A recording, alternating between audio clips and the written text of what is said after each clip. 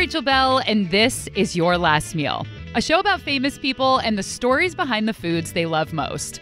Today on the program, the last meal of Jeopardy champion Ken Jennings. In 2004, Ken won 74 Jeopardy games, and he still holds the record for the longest Jeopardy winning streak, and he's the second highest earning contestant in game show history. I don't know if it's gauche to say how much he made, but it's on Wikipedia, so I'm going to tell you, $3,196,300. There you have it. So, 14 years after his win seemed like the perfect time to interview Ken. When are you going to have that game show guy from 2004 and on I'm like, your podcast? Wait for it. I'm not ready yet. The time's not right. Right. It's like a cosmic thing. Like, it had to be like the moon was in a certain place. I can't do it. He's a Gemini. Ken's last meal is not Jell-O. But as a Mormon and someone who lived in Utah, he sure did eat a lot of it. Why is there a connection between Jell-O and Utah and Jell-O and Mormons? Well, Jell-O seems to be more popular in Utah, Salt Lake City, than any other area. We'll learn about the history of Jell-O with Lynne Belluscio, executive director of the LeRoy Historical Society in LeRoy, New York, which is home to the country's one and only Jell-O Gallery. And from Lynne, I have learned that people will mix almost anything into a bowl of Jell-O. You can put mayonnaise on it, it's a salad. You put whipped cream on it, it becomes a dessert. I'm sorry, did you say put mayonnaise on it? Yes. That will determine whether your Jell-O is a salad or a dessert. So take a Jell-O shot and please state all answers in the form of a question as we glide into this interview with Ken Jennings. Ken competed on Jeopardy when he was 30 years old and living in Salt Lake City. But his love for trivia blossomed as a kid living in Korea. Part of your childhood was in Seoul and Singapore because of your dad's job. Is that right? Yeah, he was a lawyer and we lived in Asia for 15 years or more. We moved over when I was in second grade. I grew up here in Seattle, moved overseas in second grade, and then stayed till college, moved back to the States, went to UW actually here in town. So how did that influence the way that you eat as an adult? Did you eat a lot of the local food when you were in those places?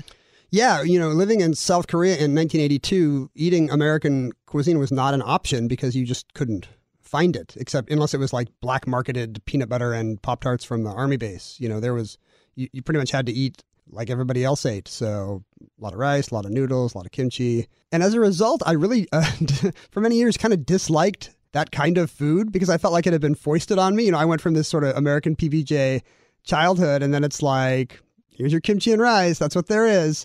And I really sort of thought, clearly this like fermented cabbage that's been in the ground all winter is not an improvement over the processed foods I've been enjoying.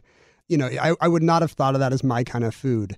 But as an adult, I've actually really come to like that kind of food, even though I never associate it with it's not comfort food for me at all. When I go out to eat Korean, it feels like it's punishment food. It's a grueling experience that I can barely make it through all the side dishes. No, it's a sort of an event food. It's experience food stuff for me. It does not remind me of home. What was your life like as a kid as far as trivia was concerned? As far as I have ever seen in the world, trivia kids are born and not made. Like, you just know if you have that kind of kid that's always dragging the Guinness Book of World Records around and annoying mom and dad with facts about polar bears or whatever. And I was very much that kid. We lived overseas. Our only contact to U.S. culture was like Army TV and radio because there's like a bajillion U.S. servicemen in Korea. As a result, me and all my friends were obsessed with Jeopardy because every day after school at 4, that's what the Army put on TV. We would run home from school and there was only one thing to watch. We all watched Jeopardy, and we were just like an obsessive fan club of Jeopardy even at 10 years old. So I guess, I've been genetically engineered to be on one particular quiz show. And so did you and your friends play along with the show out loud? And did you know then that you were better than them? No, I wasn't better than that. I was 10 years old, but you do feel very smart as a kid when you know some answer, It was the same year Trivial Pursuit was very big, and just to know some bit of boomer trivia that you had picked up somewhere that like mom or dad didn't know, that's an amazing feeling. Totally. For a, kid with low self-esteem. You're like, wow, like I know something. Facts matter. That thing I learned actually came in handy. Obviously you're a smart person, but is trivia more smarts and intelligence, or is it memorization and just being curious and reading a lot of stuff, or both? Yeah, it's mostly a parlor trick. It does boil down to curiosity. People you see on Jeopardy, they're not savants with photographic memories, Rain Man types. They don't memorize the phone book. They're just really curious about the world and pretty much without distinction for type of knowledge. You know, most normal people are like, yeah, I'm interested in history, but oh, don't ask me about science, or love baseball, don't really get hockey. You know, trivia people are just omnivorous. And when you're interested in something, facts just stick.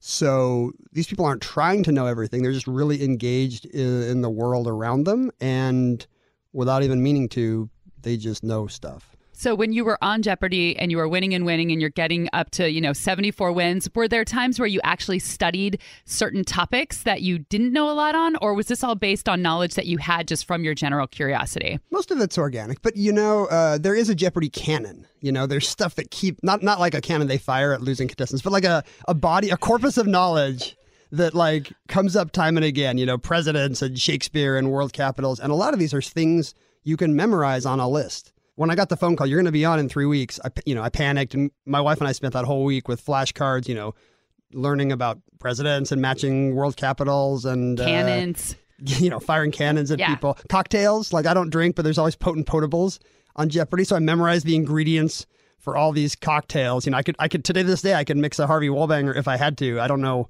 if the world's crying out for a Mormon bartender, but I memorized all these ingredient lists, and some of it came up, like it paid off. Yeah. Were there many food categories? Was that something that you knew about or that you had to study up on? I was not a foodie at the time. I was poor. I was recently graduated college. I mean, not poor, but like, white person poor, like recently graduated college student, just starting at a computer job. And just like the low level caviar. Yeah, exactly. Like the cheap caviar. But Jeopardy does have a lot of food. Like it's, I think they like the idea that their brand is kind of a, cheat lifestyle kind of a thing. There's that funny little thing that Alex Trebek does where he walks down the line and he asks a question. You're supposed to get to know the contestant better, but it's always a little awkward and dorky. And you had to do that 74 times? 75 because there's a loss too. That's right. Well, we're not talking about that today. I appreciate We're not that. talking about As per that. my writer. That's right. 74 times. And then he just left. He disappeared like Clint Eastwood. He walked away. Nobody knows what happened. There was a puff of smoke, though, when you left. So how did you come up with 74 little trivial conversations to have with Alex Trebek? What were you getting down to on like game 66, game 67? Yeah, I'm with you. I hate that part of the show. Like, that's why DVR was invented. So you don't have to watch those people tell their best story, and it's still so sad, Everybody prepares for it. You make a list of all these things, but you don't know what Trebek's going to say. Oh, you don't know what he's going to ask you? He's a force of nature, man. Nobody there can control him. Plus, being very good at trivia does not self-select for America's most sparkling conversationalists. I want to say that in a nice way. That's another quiz show. Do you remember any of your little conversations, ones that went better and ones that were a little bit awkward? The well did run dry very quickly because they'd be like, okay, Ken, you're coming back next week. What if you went out? We need 10 more stories. Sometimes you make stuff up. Really? Yeah. What was the story you made up? I remember just writing down that I liked airline food, which is not true, but like it's a funny. It gives Alex a chance to make a little quip. It's perfect for Jeopardy use. Nobody cares if I actually like airline food. I remember one time he just got fed up and he was like, this is also food related. He said, Ken, is there anything you want to ask me? And I had no idea this was coming. And I didn't. What would you say in that situation? The first thing I just thought of was, have you been cryogenically frozen? Because I just think of like Larry King, like that they unfreeze him every night. They just like thaw him out because he's just so old. Larry King is actually jerky. Wait, Larry King's a jerk? No, he's jerky. Oh, like beef jerky. Yes. Oh, okay. He's the processed beef product. Okay. But I said, I hemmed and hawed for, 5, 10, it seemed like forever, 10 seconds. And I finally said, well, what did you have for breakfast this morning, Alex? And I'll never forget what he said to me.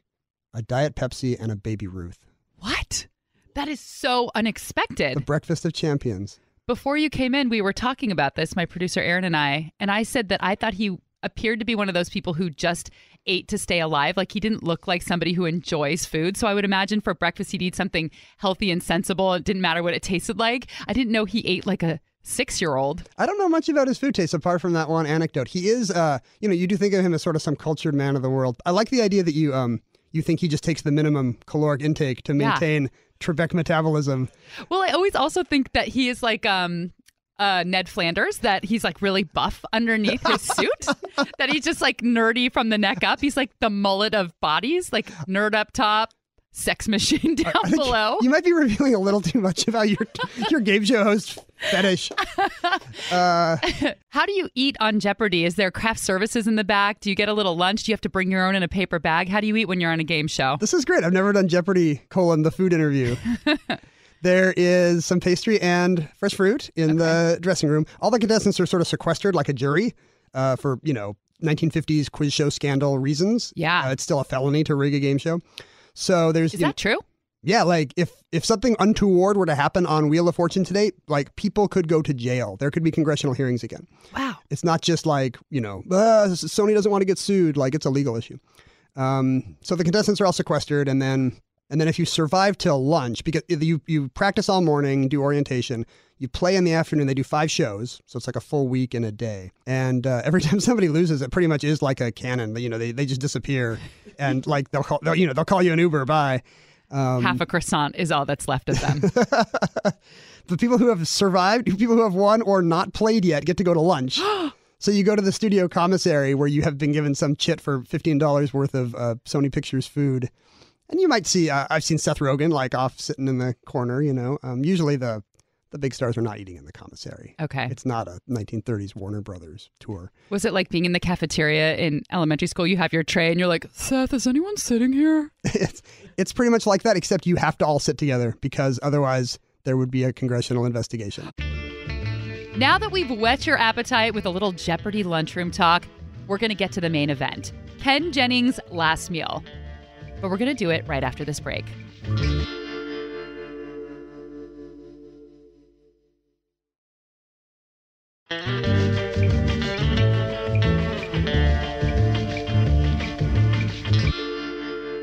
Okay, Ken Jennings, let's get to the main question. What would your last meal be? I feel like I joked on Twitter once that if I was on death row, I would want like a McDLT or something, some impossible to obtain fast food menu item of the past. McBLT? McDLT. You don't know what the McDLT is? No. Am I thinking of the right thing? No, I know what a McDLT is. What's the D? McDonald's. Oh, yeah. Well, I thought... It doesn't have like dog meat in it or anything. It was a McDonald's gimmick of the 80s. You got me again. Perhaps I was outwitted again. Perhaps you're too young. That's what I think. It was a McDonald's attempt at sort of a nicer burger, which was served with the lettuce and tomato in a separate compartment. So the hot side would stay hot and the cold side would stay cold. Hey, you say you're getting tired of lettuce and tomato hamburgers that don't quite make it? Yeah! Then look at McDonald's new McDLT. I'm talking quarter pound of beef on the hot side. The new McDLT. Crisp lettuce and tomato on the cool side. The new McDLT. And just so everyone knows, that guy who is singing in this commercial is Jason Alexander, who played George Costanza on Seinfeld. He is singing and dancing in a McDonald's ad. Okay, back to Ken. I'm sure it's a terrible burger, but I just thought it would delay the execution because there's no way they can track down a McDLT. Like, I'm going to be good for, weeks or months or whatever. Years. But I don't think the premise of your show revolves around my execution, right? You're not asking people what they would want from a penal system. I try not to. I always say people can interpret however they want because some people think of it that way. Some people are fixated about being executed by the state.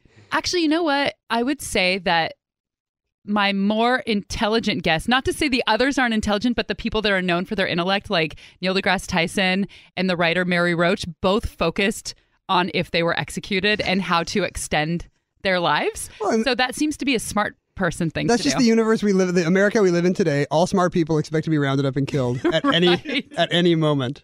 You know too much. If there's no, Green Mile at the end of this story, it's supposed to kind of boil down to what you love the most and what's most important to you. I'd probably say barbecue. Has anybody done barbecue? No one has done barbecue. Really? Yeah. I had my wife's a big fan of this podcast, and I had her at one point, like a month ago, run down the things that people had done. Oh. So I wouldn't duplicate. She's just reading through on her app. She's just telling me, corn dogs, whatever they are. I'm sure corn dogs was not one of them. And no, it was not. And I didn't remember barbecue, but that was a few months ago. Right. So I'm the first in on barbecue? Yeah, you're the first in on barbecue. I think that would be it. And I say that at the risk of seeming like a barbecue guy, which is about the furthest thing from my self-conception. You do have barbecue sauce all over your face right now. You are eating a gigantic thing of ribs right now while we're talking. It's super rude. I can smell the baked beans in your pocket. It's, well, I just think, it's sort of there's a specific kind of guy who says Q and has fights about, Carolina or Memphis, or I don't even know what the things are. It just strikes me as kind of the worst kind of connoisseur culture to be into something so like dad-like as slow-cooked meats, and to have very strong dogmatic opinions about how Kansas City is doing it wrong or whatever. So I would say I have nothing to do with that kind of barbecue culture. Okay, so you're not a barbecue culture person, but you like the taste. I just like to eat it a lot, as much as possible. Okay. Well, I know you just said that you don't really want to debate the different regions, but is there a particular region that you like that style of sauce best? Yeah. Again, this is getting into the whole there's too much vinegar in North Carolina, but not South Carolina or whatever. But you don't have to be mad about it. You can just have a gentle opinion. A mild preference? Yeah. Oh, if that's okay. Texas or Kansas City, I would say. I kind of like that. I like on the sweetish side. Yeah. Which I think is not the in the know thing to want. And I don't want, I don't want to slathered in sauce. I'm not at, Applebee's or something. That's not where you want to have barbecue for your last meal. I'm okay with a dry rub or something. Okay. I'm fine with that. I prefer ribs, and I think maybe if I was one of these guys, I'd like brisket instead. I don't know. Do you like pork ribs or beef ribs better? I think pork. Yeah. And I don't really know if there's a reason. Maybe they're fattier. It's probably worse for you, maybe, or...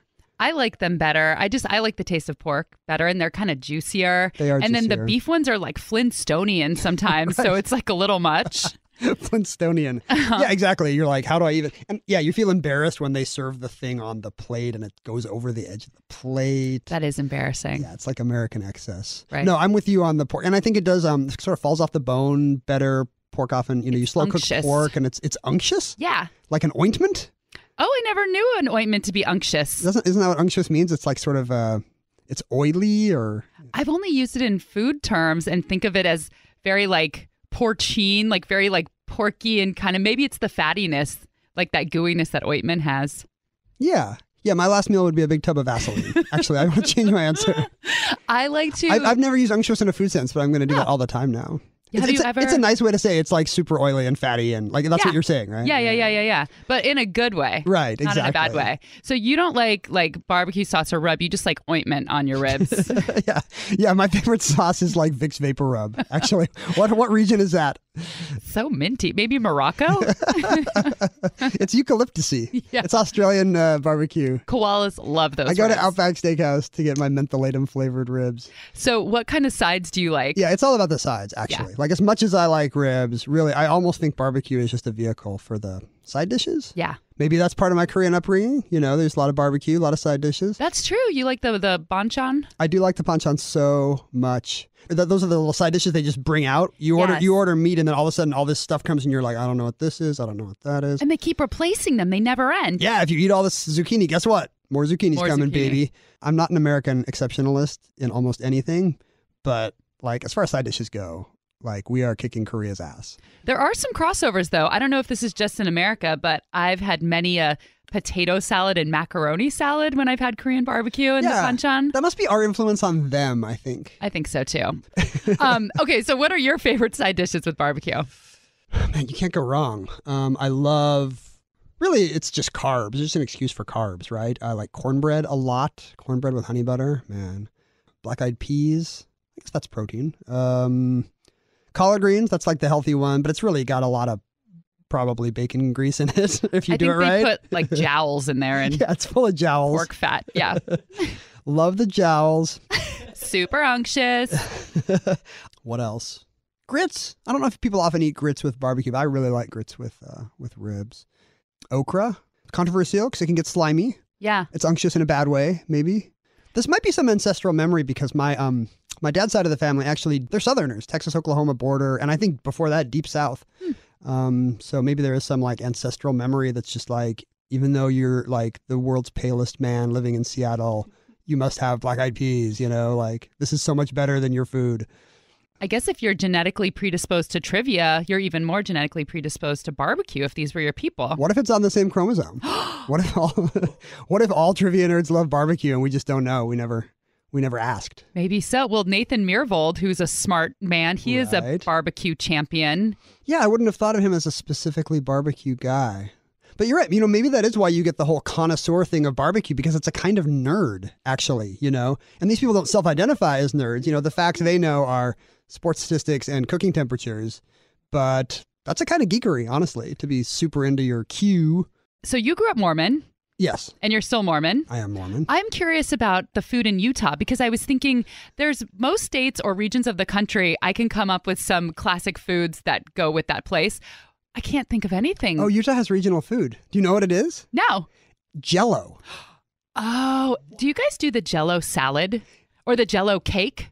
What do you mean, you people? Sorry.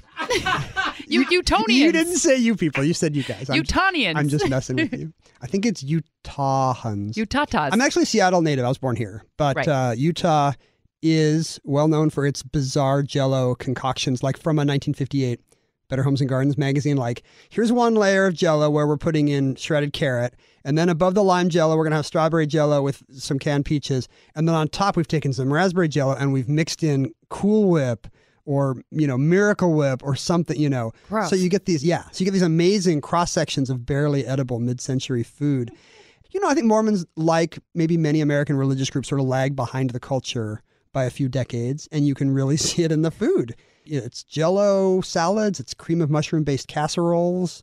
Like, it's what would be hot dish in the Midwest, but in Utah, they're funeral potatoes. I've heard of that. And that's because this is a dish that's popular to bring to a funeral, right? Like to No, the it's because wake people after? die if you eat too much. Is that what it is? No, it is. It is. Okay. It is. No, you're right. I'm just. It's the dish you bring to the bereaved. But yeah, that's a very specific kind of frozen hash brown, cream of mushroom soup and cheddar cheese kind of a thing. Maybe with some green onions if you're fancy. Do you like that kind of food? I'm not against it, honestly. Like, funeral potatoes are pretty good. Yeah. And that is comfort food to me because I was raised by that kind of a mom from that era. So I grew up eating all kinds of tuna noodle casseroles and whatnot. And so to me, that kind of is the taste of home.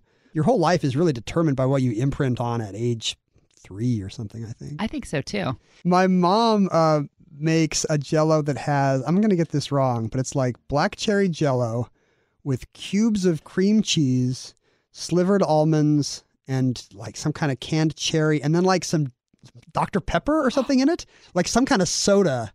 Like mixed in, or she just pours it over the whole thing. Yeah, it's like and then lights it on fire. Yeah. As she's plating it. No, it's you put it in the mix so it hardens in with the Jell-O, and it's that one actually doesn't sound so bad to me. I eat it every Thanksgiving. To me, it's like the taste of home. Wow, she still makes it. She still makes it, but now that I've left the house once or twice, I am aware that that's kind of an odd idea. That's an odd family tradition. If you think that cream cheese and carrots in a Jell-O mold is gross, wait till you hear some of the other old-timey Jell-O recipes from the executive director of the Jell-O Gallery in LeRoy, New York, which is where Jell-O was born. We'll be right back.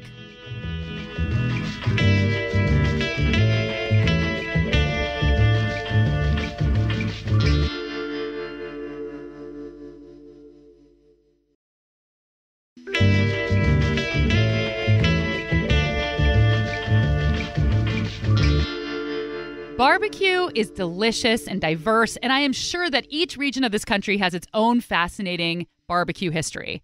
But Jell-O jiggles. So, I don't know, it seemed kind of like a no-brainer to focus this episode on the iconic brand of Jell-O. When I emailed Ken to tell him that our Jell-O conversation had escaped the cutting room floor, he emailed back, LOL, is my last meal now Jell-O, a food I almost never eat? That's awesome. Now, gelatin has been around for a long, long time. By the 1500s, people had figured out that boiling animal cartilage, bones, and skins for a long, long time resulted in a jelly-like substance, and aspic was born. Aspic is basically a meat Jell-O. But today we're talking specifically about Jell-O, Jell-O, with the help of Lynne Belluscio. She's the executive director of the LeRoy Historical Society in LeRoy, New York, which houses the Jell-O Gallery. Jell-O brand gelatin started in LeRoy in 1897. And it was a carpenter by the name of Pearl Bixby Waite who, I don't know, tried a lot of other things and decided he was going to package this flavored sugared dessert under the name of Jell-O. And his wife, May, came up with the name, and it has to have the hyphen. And they trademarked Jell-O. They did not patent a recipe because there were lots of other flavored gelatins available and marketable. So, and that was actually what they sold 2 years later was the trademark. And they sold it to a fairly prosperous businessman in LeRoy by the name of Orator F. Woodward. And Woodward had tried a lot of different things. He was a fellow that didn't graduate from high school, but was an entrepreneur, seemed to be able to market almost anything, was in the patent medicine business, had a coffee substitute that he called Grano that also had a hyphen. And he started what was known as the Genesee Pure Food Company. So in 1899, the Genesee Pure Food Company acquired the rights to Jell-O, Jell-O, for $450. I guess the claim to fame really is their advertising. They were able to make Jell-O a common known commodity. By 1906, when Orator Woodward died, gross sales of Jell-O almost reached $1 million. So in a few years, he was able to parlay his $450 investment into $1 million a year business. So what is the scene like in LeRoy? You live there today. How big of a part does Jell-O play in the town? Is this something that everybody eats, or are you guys sick of it by now?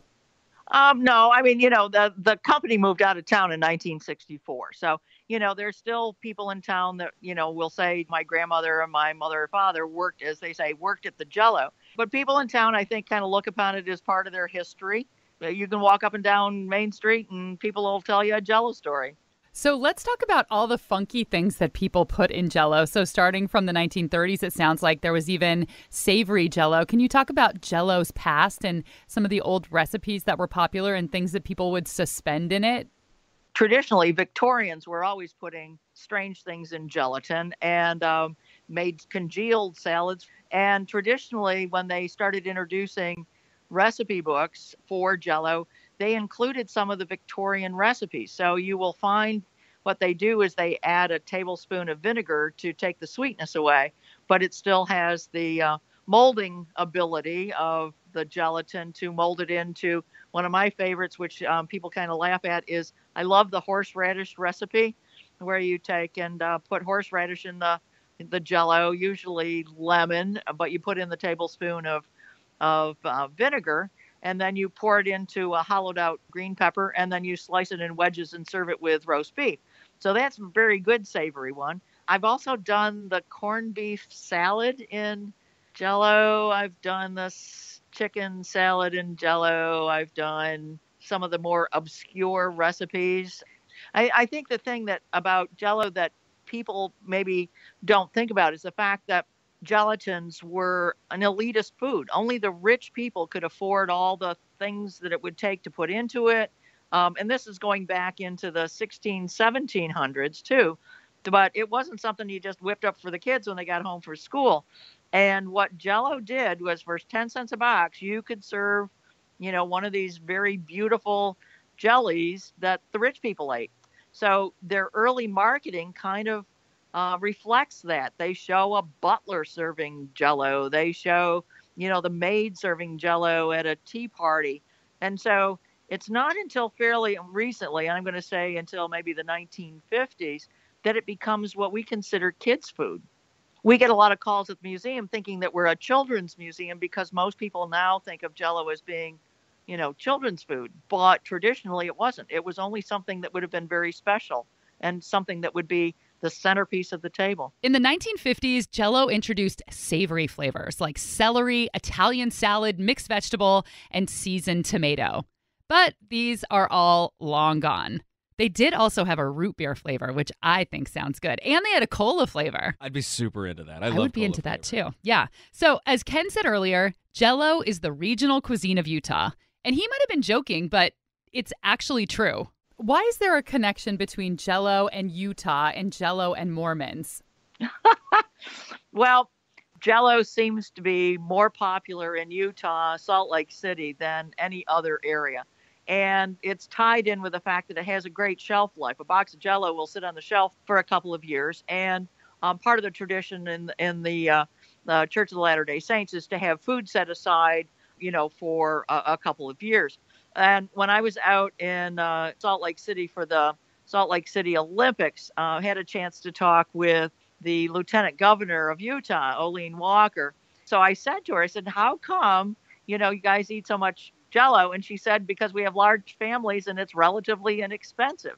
If you're from the Midwest, most families have Jell-O food traditions, and they will share those. It's so funny when people come into the museum and they kind of whisper and say, oh, I really like Jell-O, or I use my grandmother's recipe, but they kind of whisper it to you. We know they're from the East Coast or the West Coast. People from the Midwest find that kind of strange. They just start blurting out all of their favorite family recipes. So it's not just Utah. It may be more American than apple pie.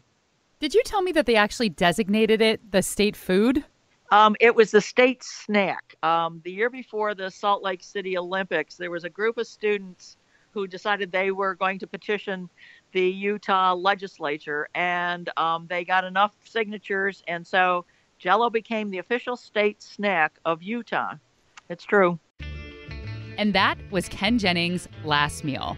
Thank you, Ken Jennings, for coming in. Oh, it was a pleasure. Thank you for inviting me. You have one of those names that it's hard to just say your first name. I just want to say the whole thing. That happens all the time. Hey, Ken Jennings. What's up, Ken Jennings? People do that to me, too. Rachel Belle, Rachel Belle. There must be something about the rhythm. You've got the Rachel Belle, which is like Charlie Brown. Charlie Brown, Charlie Brown, Rachel Belle. It's just a pleasing rhythm for the ear. You just had like a nice little Rain Man moment. Definitely. Charlie Brown, Rachel Belle, Rachel Belle. Gotta watch Wapner. Ken co-hosts a new podcast called Omnibus with musician and podcaster John Roderick. You should listen to it. Ken has also written a bunch of books. His 12th book is coming out this year. You can find all of them at ken-jennings.com. Thanks so much to the executive director of the LeRoy Historical Society, Lynne Belluscio, who graciously took my call, even though she was trying to get out the door to go tractor shopping. In 1997, somebody did a survey, and 97% of the American public knew what Jell-O was, but they didn't know who the President of the United States was. So This episode is produced by Aaron Mason and me, and our theme music is by Prom Queen. And a huge congrats to my last two guests, filmmakers Greta Gerwig and Guillermo del Toro, for their Oscar nominations for Lady Bird and The Shape of Water, respectively. Both are up for Best Picture, Best Director, Best Original Screenplay, and about a dozen other nominations. And if you haven't listened to those episodes already, you can start with a little mole with Guillermo and then have funfetti for dessert with Greta. Oh, and if you like the show, subscribe and leave a review. I'm Rachel Belle, and this is Your Last Meal.